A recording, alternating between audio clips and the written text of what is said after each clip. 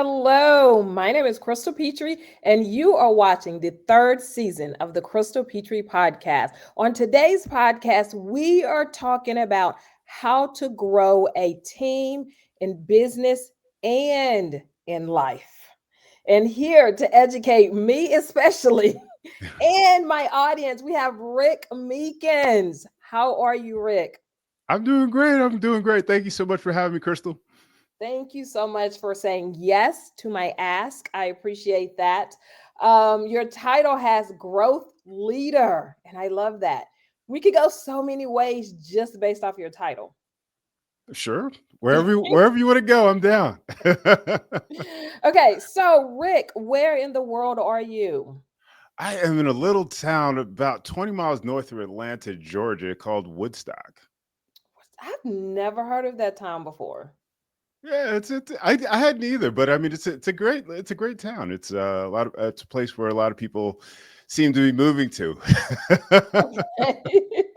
Well, Yes, growth is definitely always growth. growth is good. Growth is good. So, Rick, what inspired you to become passionate about teamwork and leadership? It was really interesting. I think back and I had really bad misconceptions about business. And Okay. so when I was growing up, I was a soccer player. I played baseball, I played basketball, football, et cetera, et cetera. And so I was always playing with people that knew their job, they knew their role, and they could get in and do their job. So, I come in, basketball team, I'm 6'4", so a lot of times I'm the center. Oh. I know my job, I know my role, and I get in and Mhm. I do it. Soccer, same thing, I know my role.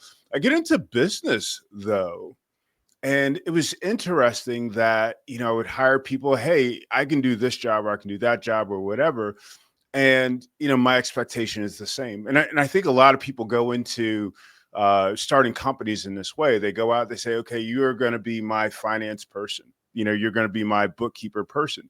And they expect that bookkeeper to keep the books, but also say, hey, you know what, you need to do this, you need to do that, et cetera, Yes. differently, you know? And that doesn't always happen. That's not always the case. And then the other thing that happens, which really happened to us, several years ago, is different styles of communication. We had, in particular, we had our publisher and one of my managers were having kind of they were communicating about something. And so my manager says to my publisher, is like, hey, you know what? We need to do XYZ. And the publisher comes back and just says, oh, well, we do it this way. And so my manager comes back and is like, hey, you've got to do something about this because, we can't be effective in this communication style. Okay. And so what I realized happened, because I know the two different personality types, is that each was doing their role. They were communicating, but they didn't understand what each other was saying. So the one manager, she's just trying to get stuff done. The other person is just saying, hey, just for your information, not to be, kind of conflictory, but, just for your information, this is the way that we do it, so that you've got enough information to be able to guide me correctly. And so Okay. what our team ended up doing was we did like an MBTI, a Myers-Briggs type indicator class, and What's just an taught everybody. MBTI? Yeah, Myers-Briggs type indicator. Okay. It's Okay. personality assessments, and it helped us as a team to understand that there are different communication styles and what each of our styles were. And so we realized, and so this is, probably not the impetus, but this was one of the big inflection points with me when it comes to doing change management and helping companies implement change into their organizations. You know what? I never thought about it. And this is one of the reasons I love this podcast. It puts me in front of people just like you, Rick, that say stuff that I've never heard of or never thought about. But you said when you were playing sports, and I'm sure the majority of my listeners and audience have played at least one sport at some point in time in your life, the coach focuses on this is your position. This is exactly how you play this position. But not only that, they also coach you on how to play your position in connection with the entire team.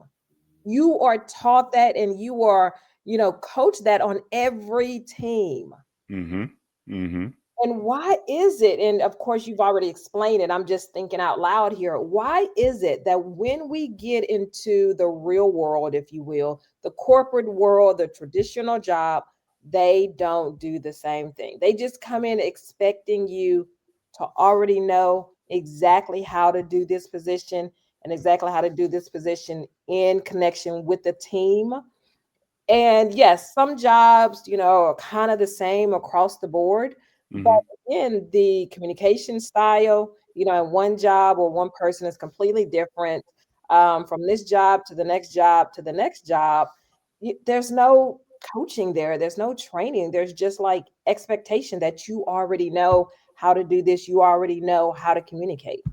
Yeah, yeah, exactly, and that's the challenge. It is.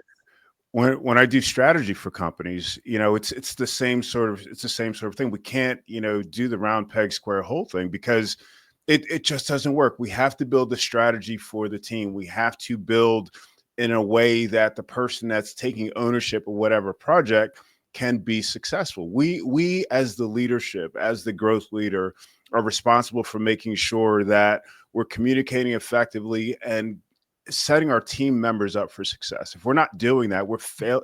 I mean, that's our primary role. So if we're not doing that, we're failing as leaders. Right. And not only are you failing as leaders, you're failing your team. Yeah, absolutely, So absolutely. everyone loses in that situation. Yeah, Everyone loses in that situation. yeah. Rick, can you share a pivotal moment that shaped your approach or maybe changed your approach to team building? And so the second part of that question is, this is something that you do in your life professionally. Yeah.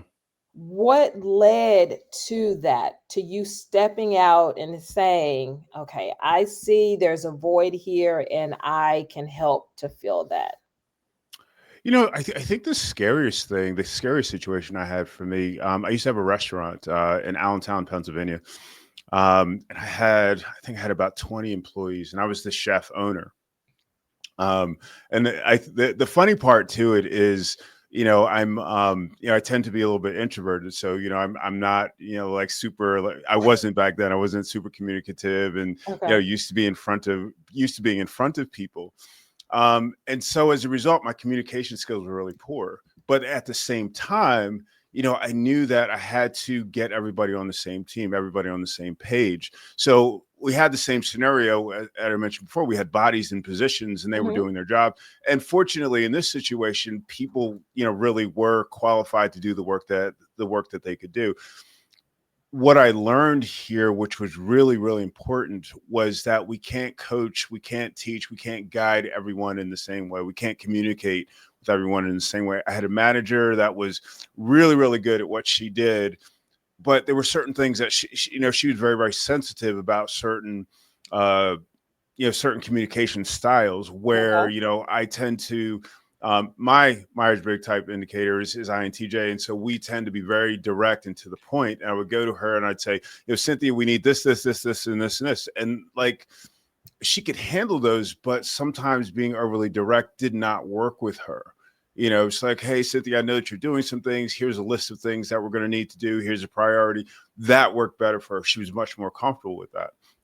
And so, understanding that we as leaders have to communicate with people differently. We have to coach people to their strengths and how they, and to their communication style in order to get the most out of them. I don't want people to feel like they need to be offensive or they need to defend themselves when I communicate with them. I've run into it, just recently where one of my team members said, "Hey, you know what do you think about this?" And again, my personality type is okay.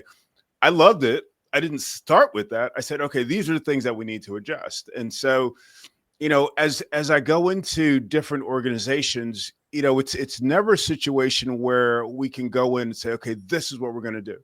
It starts out with like, okay, leadership, let's communicate, let's figure out how we need to communicate what we want to do with the team. Because if we're not involving the team in whatever change, whatever challenge we're having, the team is going to push back. And sometimes they're going to do it quietly. Sometimes they're just going to do that thing where they're going to quietly resist, and it's like everything takes so much longer to get done when we're not starting at the top. And the other Mhm. piece to that is the top really has to be on board. If the leadership is not saying, hey, you know what, this is something that I'm fully engaged with, I'm going to support, I'm going to roll with, then again, when we go to implement change, when we're going to work with the team, we're not as successful. And I had that happen, I think it was about a year ago. The the CEO of the company handed off a major project to the I guess it was the COO at the time. And so, we're working on the project, and we're doing like a massive business transformation, digital transformation in this company, and we're getting resistance. And the challenge was that the resistance wasn't going to the project leader that I was working with. The resistance was going to the CEO. And so Okay. the CEO is coming back to the CEO to the COO, and we start running it. It just ran into it. It really snowballed into a really bad place. But it was because the CEO wasn't engaged in the change that needed to happen. Everybody wasn't aligned with the change, and so it ended up being very painful. Okay. Were you able to complete that project? No, because the COO ended up leaving. Again, she's the champion of the project. And because Okay. she was a champion, there was a huge void. And I explained it to the CEO. I said, look, this project cannot happen if someone isn't in this particular role to roll this out to the team. Hmm. She was there, she was on the ground, she's working with them every day, and she's getting two-way communication, et cetera, et cetera. And so ultimately, the project was not successful, unfortunately.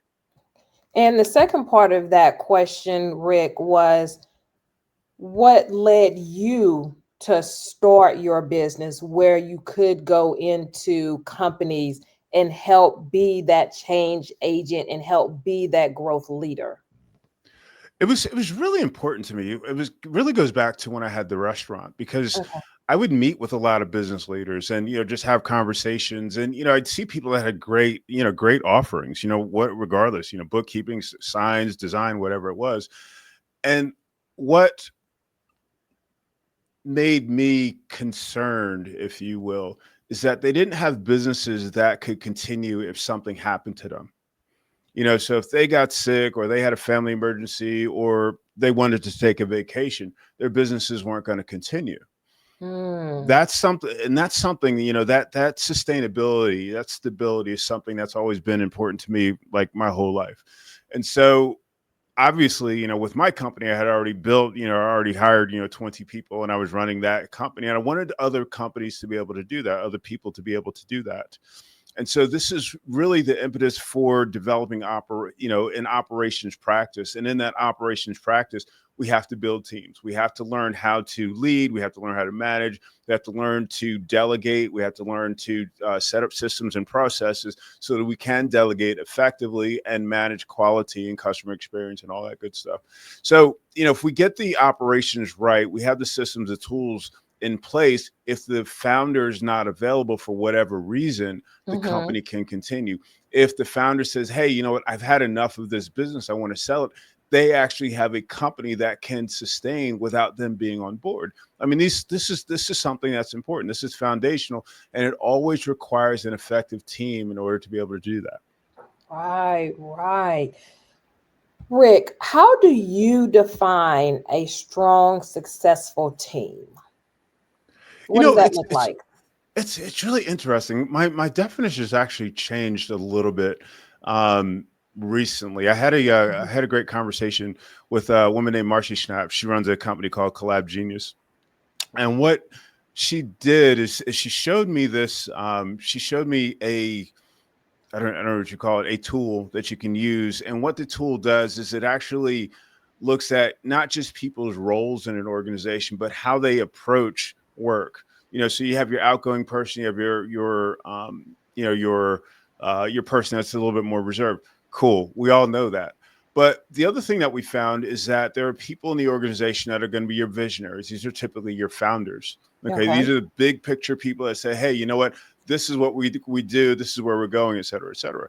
Then you have this person that's called that vision mover. That tends to be me, which is a person that takes that idea and says, "Okay, this is how we get it done."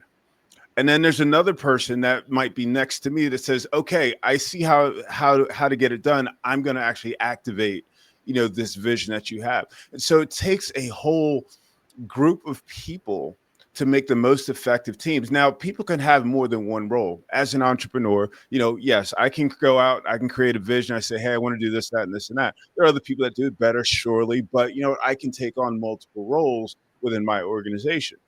Um, and I think that when we look at building a successful team, we need to be able to identify those different roles, the different areas that are going to be needed in order for that company or that team to be very, very successful. It takes it. I mean, it literally takes it's what the way that I look at business, the way I look at teams really is like we're really a community of people that have different talents, skills, abilities, experiences, education that work together in order to solve a specific problem. So if we get all the right people or the right roles on the team, we have a greater likelihood of being successful. You know what? And you and I spoke about this before the podcast, Rick. But the qualities and the tangibles that you are giving, and I said this, it's this, I feel like it's the same thing when you want to build a team in life. And I don't think people think about that. Oh But yeah. in life, you're building a team, or at least you should be, and it was just like what you were saying, that you need to look for or seek out, whatever word you want to use, people that fit certain roles in the team. Maybe you have, it could be friendships, it could be, relationships, it could be family, dating, marriage. But if this person is better with money and you are not, that might be a good fit. If this person is more organized and you are not, that might be a good fit. So just like you're saying, you need to look for these strong qualities in other people to build a strong, successful team, especially the communication style. Let's just throw that out there. That's the same thing I would say, at least, and please correct me if I'm wrong on this, Rick. The same things that you should be looking for in building a strong, successful team at work or in your business, you should be looking for those things to build a strong, successful team in your life as well. Oh, 100%, 100%. I love what you said, like with respect to your strengths and weaknesses. This is something that I've done a lot. I've done a lot of again, my personality type tend people with my personality type tend to do them anyway. But I really put a lot of energy into understanding what my strengths and weaknesses are. And then to your point, it's like, okay, I need certain people around me that can that can support me. And it's interesting, there was a study that most people, I think most adults over 40 don't make new friends. But Oh, this is so important, to have that friend group that you can lean on. You never know how life is gonna move. Things are always changing.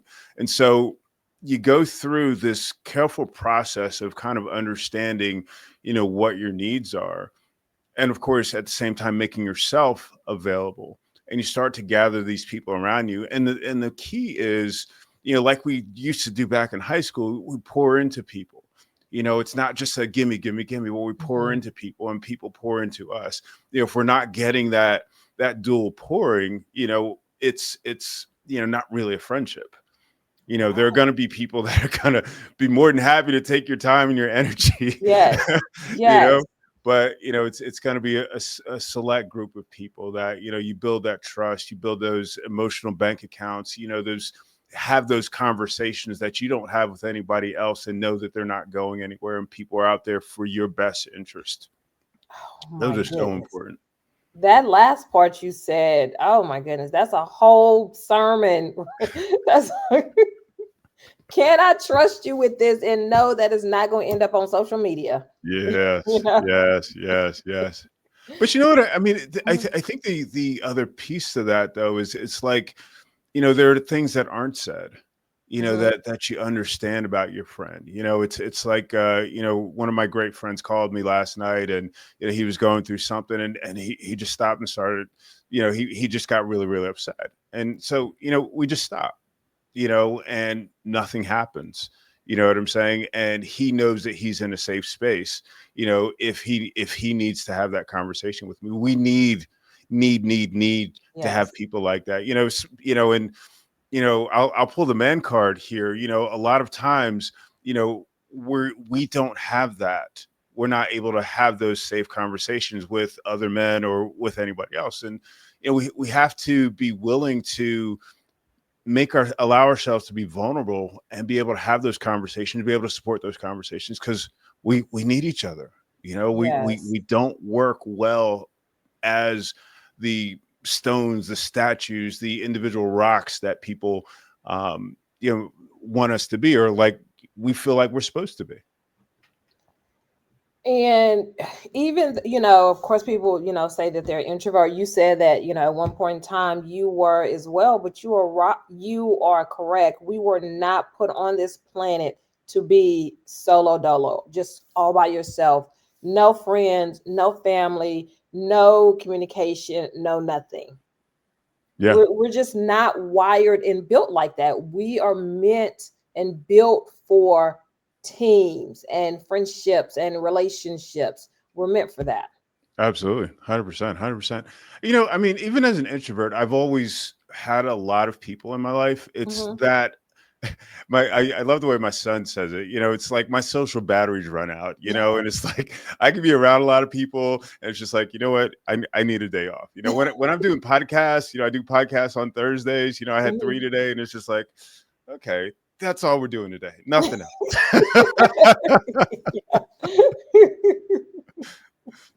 Good, good. You know your strengths and weaknesses, I and know you my apply limits. them in your you apply them in your life, Rick. You apply them in your life. Okay. How does the role of trust play a factor in building a team? Oh my goodness, trust is foundational. Okay.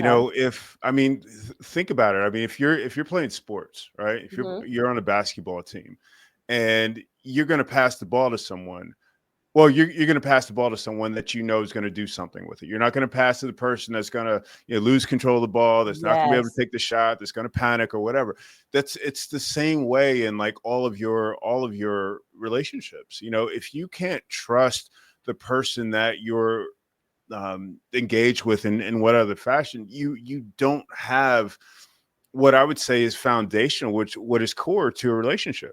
You know, you have to be trustworthy as well, though, Hmm. which means that you have to be willing to communicate. You have to be willing to be vulnerable. You have to be willing to say, hey, you know what? I don't do this thing really, really well. I need help with this thing. At the Yes. same time, you have to be able to say, hey, this is an area where I thrive. I can step up and I can take ownership of this thing, whatever that thing is. We have to be open about that. One of the I had a great conversation. Matthew J. Hoffman, he wrote this. He's a communications expert, and he has his teams developing what is essential, what they call like a Magna Carta. And in this, we have rules, how we're going to communicate, how we're going to build trust. And I thought it was absolutely brilliant approach, because if you're writing these things down, everybody knows what to expect. Hmm. Everybody can understand, the value that they bring to the table, and everybody has permission to be able to give that value without fear of, any retribution or anything like that. Okay. What about conflict resolution? Speaking of, fear of retribution and, all of that. What about conflict resolution? How can you maintain a strong team with conflict resolution? I feel like just because you're dealing with people, regardless to how strong and successful your team is, there's going to be something that comes up. Oh, absolutely. Absolutely. And you really wanted to encourage that, Really? because I did yeah, not expect you to say that. Well, absolutely. This is part of communication, because if we're, if we have conflict, a lot of times it's because we're not communicating. Okay, it's because we don't necessarily have rules around how we can effectively talk about different ideas, or different situations. We have to be able to talk through all of these situations.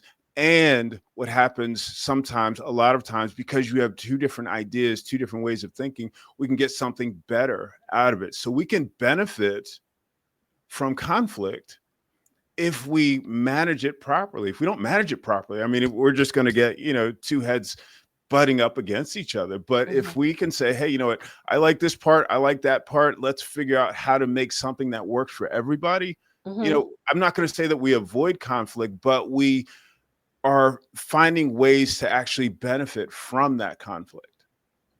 Wow, that went in a completely different way than I expected. And I have no idea what I expected, but that was not it. That was not it. I love that though. I love that. What do you think, Rick, is the most important factor when building a team from scratch, from absolutely nothing?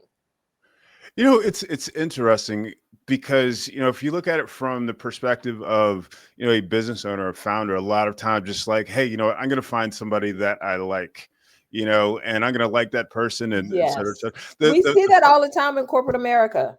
Oh yeah, absolutely, absolutely. One of the things I used to say to people is, you know what, don't hire anybody you can't fire. Okay, Ooh. that's foundational. So if you hire your mom and you you feel like that's going to be a problem, don't hire your mom. It's true. It's true. um, the other thing is really, you want to hire for what your need is. Again, we go back to, you know my first hire was a situation where I knew that administrative types of work is not my strength. Doing the same thing, pushing the button over and over and over is not something that I'm great at. I needed someone that was going to come on my team that was going to be aggressive, intuitive, because like I said, I'm used to people working with people that know how to do what they do, and so I kind of had that understanding. It wasn't a job description. I need to be really clear about that. It wasn't a job description. It's really creating an understanding of creating an understanding of what was needed for the company. Okay. Okay. And so in creating that, I was able to find the right first person for the company. So she and I worked really, really well together. We worked together for 8 years. She was absolutely amazing. I actually sent her an email today, ironically. But then, we go to, that next hire. Okay, so between she and I, we were doing a lot of work, but we were also, identifying systems and processes and that sort of thing.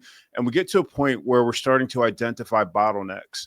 And so if we were to say, okay, you know what, I'm doing the writing, she's doing the publishing, she's doing the social media, et cetera, et cetera. It's like, let's take her job and kind of divide that into two separate jobs.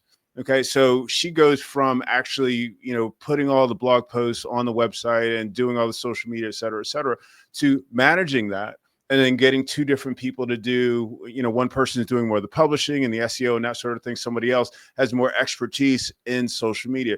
All of these people, if you think about this, all of these people are extending our capabilities and capacity to be able to do more work and to do the work better. And so this is how you want to think. You don't want to hire for the sake of hiring. You don't want to think because, oh, this would be cool to do X, Y, Z. You want to hire for specific initiatives in your organization so that you can take your organization further. One of the things, if you look at it from like an accounting perspective, what we want to do is we want to be able to look at each hire and say, what is going to be my return on investment? If I'm going to pay this person, $20,000, Yeah. whatever that number is, if I'm going to pay this person X, I need to get multiple of X from that person. Yes. And I need to be able to point to that. And I need to give myself a time frame, with a reasonable time frame in which to start to see what that ROI is going to look like. It's not going to happen in day one, week one, month one, typically. Yeah. I just want to put that out there. but you have to give Lower these people expectations, people. exactly, exactly. Sometimes it's going to be months for people are really on board, but I mean, you really need to be diligent about that. The flip side to that is that you really have to be diligent about paying attention to whether or not people actually fit on your team. Mhm. Not everybody's going to fit. People are going to look great on paper. People are going to interview like crazy. I remember asking a guy, who was like, dude, how much time do you practice interviewing? Because you're doing absolutely great, and because people practice that. People that are looking for work will practice that. Yes. You looking when you're 30 days out, you're working with a person. You have a gut feeling that they're not gonna fit. You need to pay attention to that. You really, really need to pay attention to that. And you need to, perhaps take some next steps. You set your expectations. Okay. If they're not meeting the expectations on any level, you need to be able to address that. One of the things that, I've seen happen is, a new person would come on the team, they don't get the company vision. It doesn't work. They're not aligned with the company mission. It doesn't work. Sure, they have their own, but what we need everybody going for the same goal. I mean, think about it. If you're in the NFL, right? And your goal is just to make a bunch of money, it's not necessarily to get to the Super Bowl, but everybody else wants to get on the Super Bowl. We have a conflict. We have You know a what I'm saying? major conflict. Yes. we have a problem. That doesn't work. And so it's the same thing with your business. It's the same thing. It's the same thing with your friend group. If you've got friend groups, you guys might not have the same vision for like your personal lives, but you have a vision for that friend group, how you guys support each other and love each other and everything else. If we've got people that are divergent to that, they may not be right for your friend group. Mhm. And we have to be able to think about the people that we allow to get close to us, because if we're not paying attention, we end up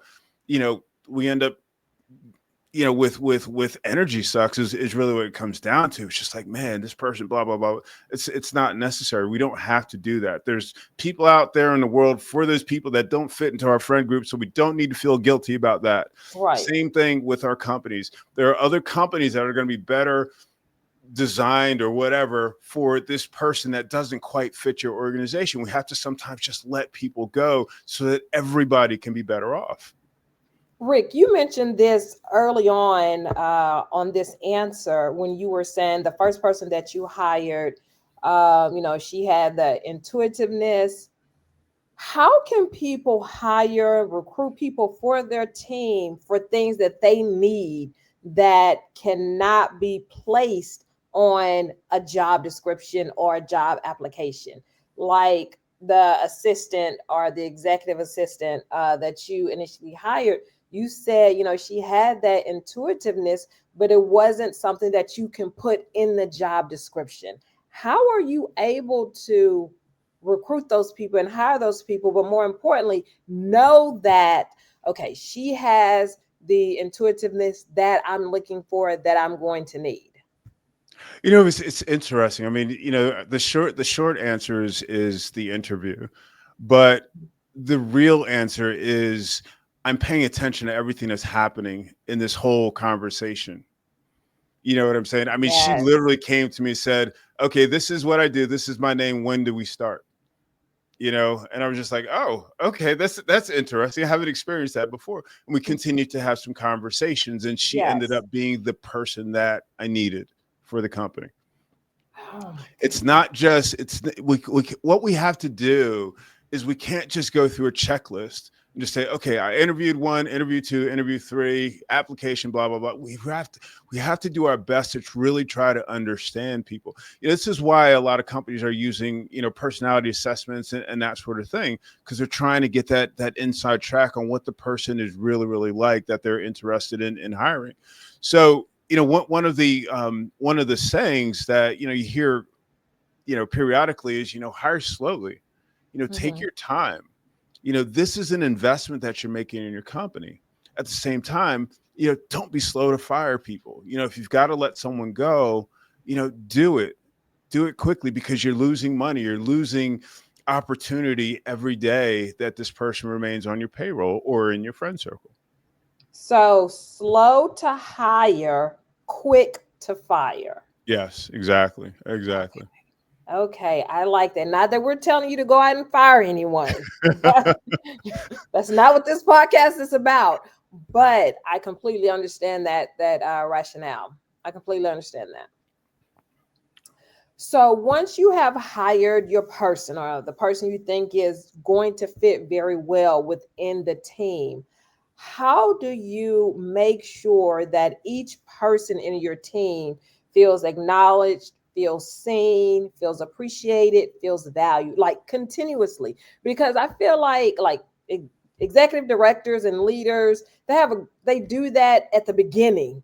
They're, hey, I'm just checking on you. How's everything going? And then after a couple months, it's like, where is she? Where is Yeah. he? Yeah, yeah, that's funny. That's a great question. Um, and this is one that I really wrestled with and perhaps tried to get people to understand.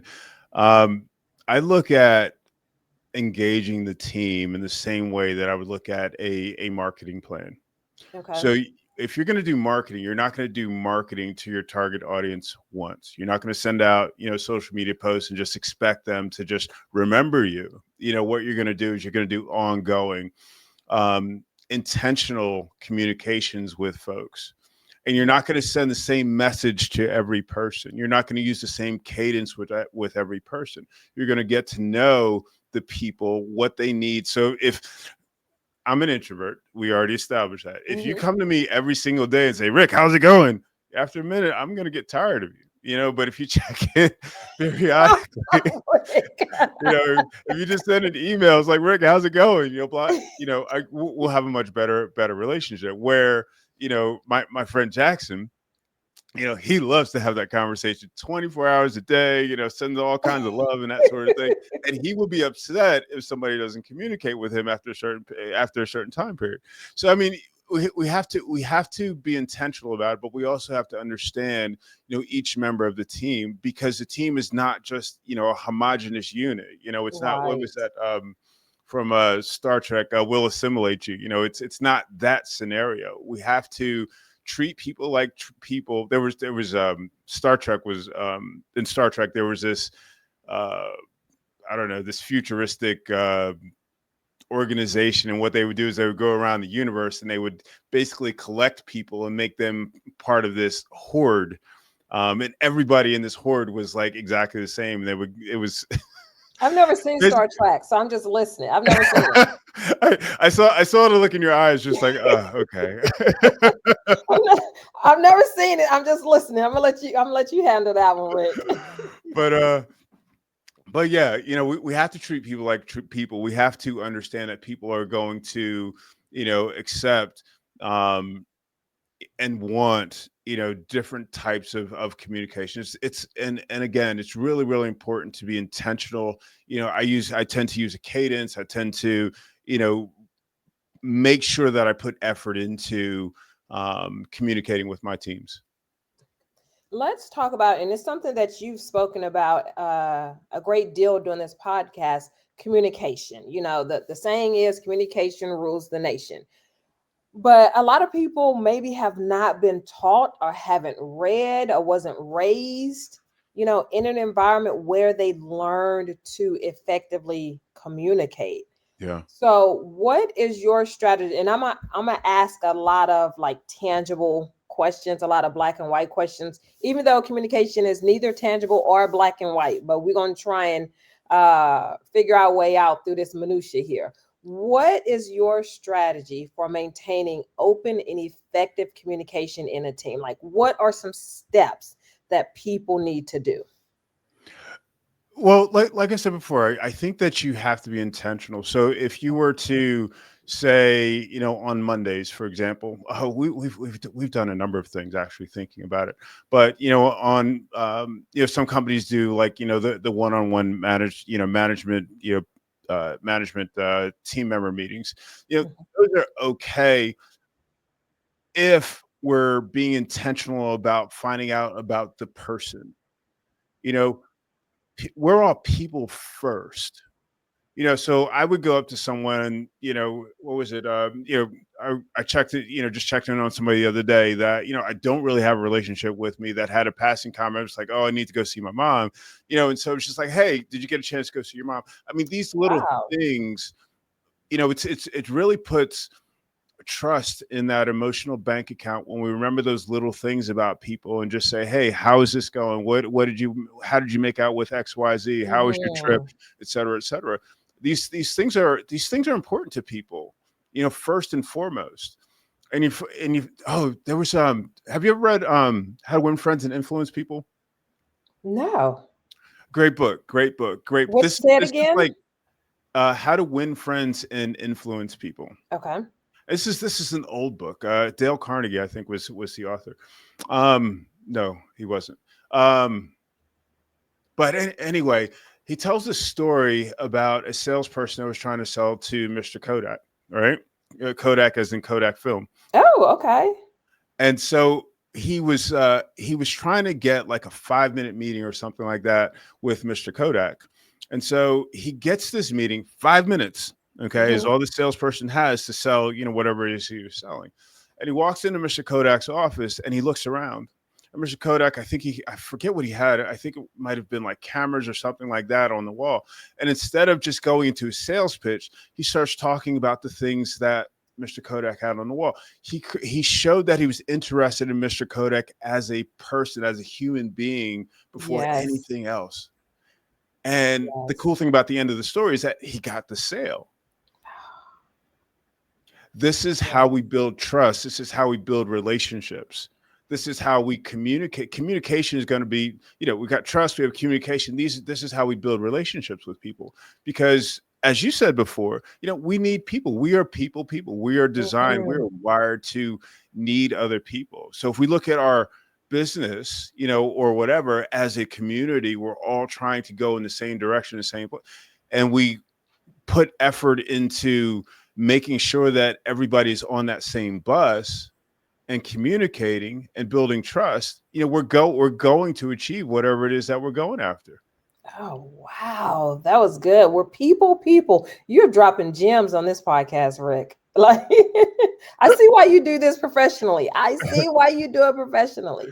What about the introverts that are on the team?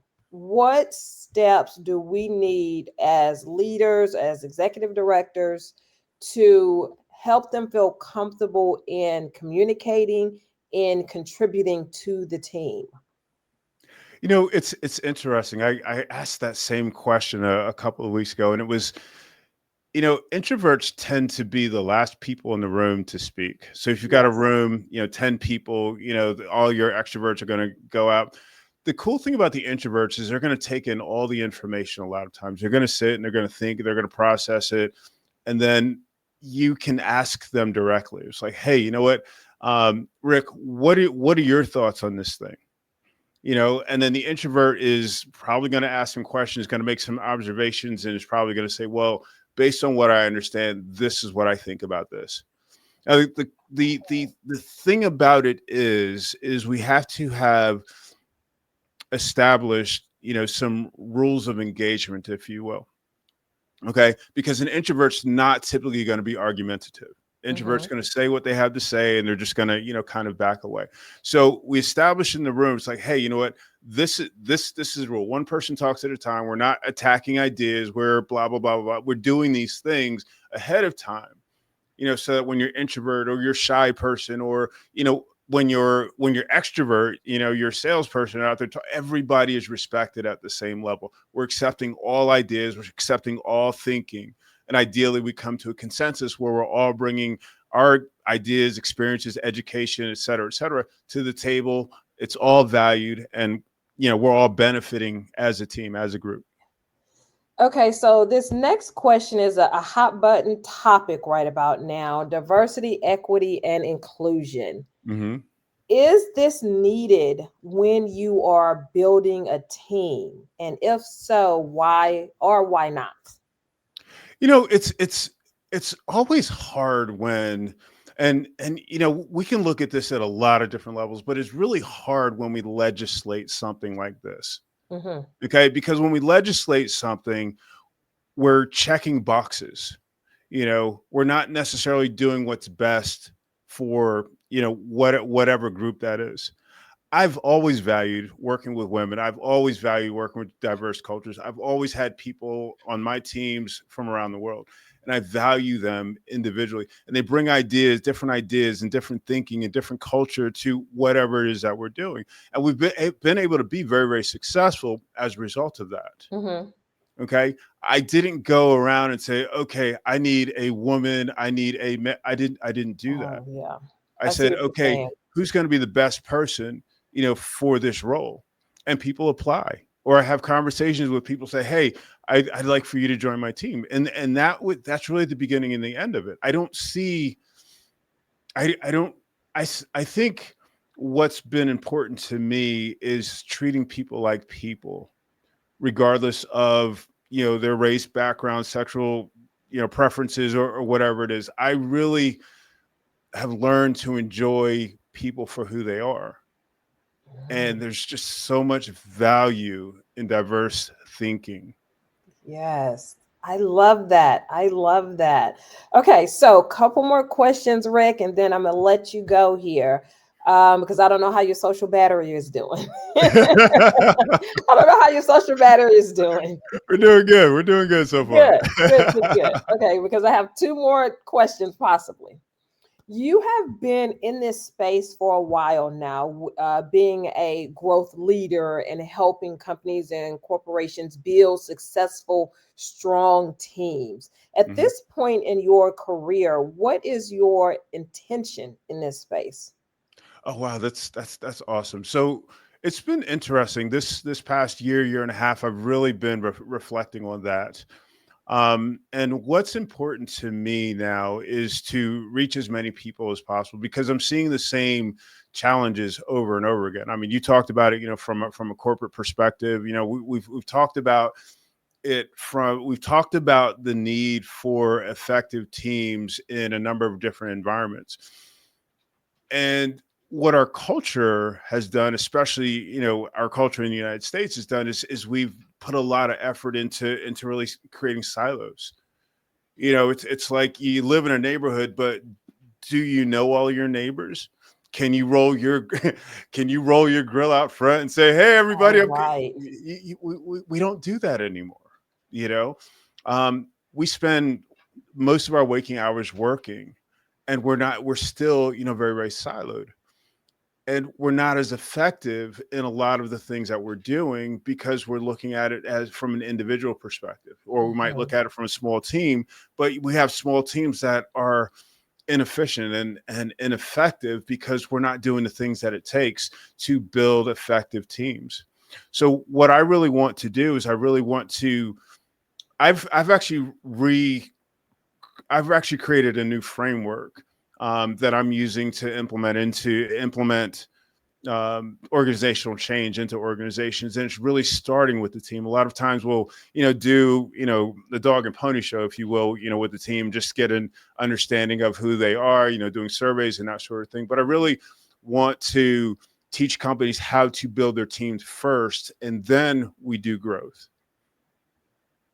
If we Mm, don't do it that way, I mean, think about it. Again, using the sports analogy, it's like, I take the NFL. The NFL does not create a strategy. The Patriots don't create a strategy for the Falcons, because there's different players and there's different leadership, et cetera. yes. So we have to build the strategy according to the individuals, and the individuals have to be able to gel, to communicate, to work together, to have that high level of trust. We don't do that in companies. We just kind of plug and play, like we were talking about before, and it just creates an incredible inefficiency. We have the wrong people in the wrong companies, wrong people in the wrong jobs, wrong people in the wrong teams, and it's just so incredibly inefficient. So if I can work with founders, smaller companies, most companies are smaller companies anyway. If I can work with folks and just get them to think differently about how they're building their teams and how they're building their companies, I think we'll see a lot more companies that are going to be better off in the long run.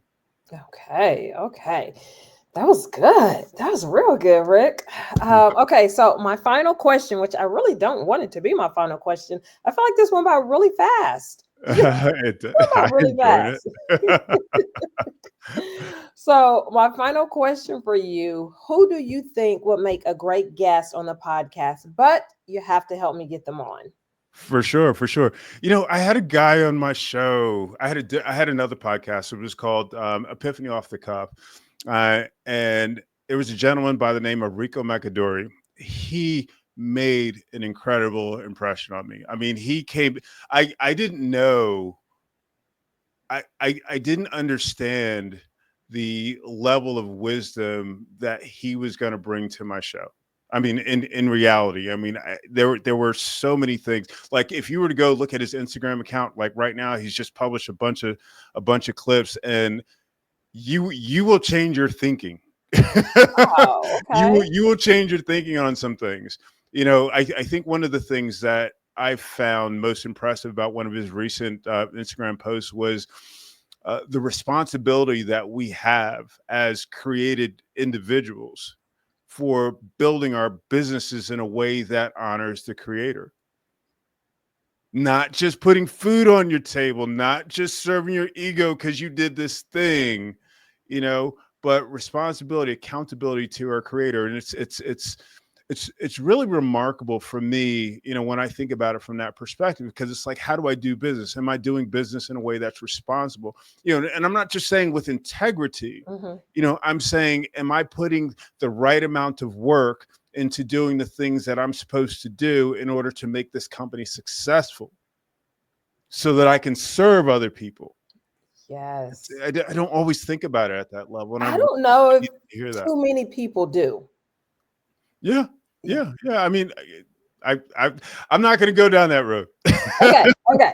Well, I cannot wait to have him on the podcast so I can go down the road with him. I Yeah, can absolutely, go down the road with absolutely. him. He will take you down the road, and he's just such an incredible speaker as well. And I think you'll really really enjoy him. Excellent. Thank you. I really, really enjoyed you, Rick. Thank you Thank you. so much for being My on my pleasure. podcast. You have been amazing.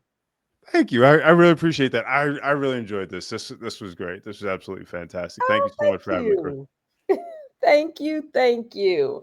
To my audience and to my listeners, thank you so much for tuning in and watching. You can get Rick's podcast and all of my other podcasts on YouTube Podcasts and Apple Podcasts. And remember, you always have time to listen and learn on the go.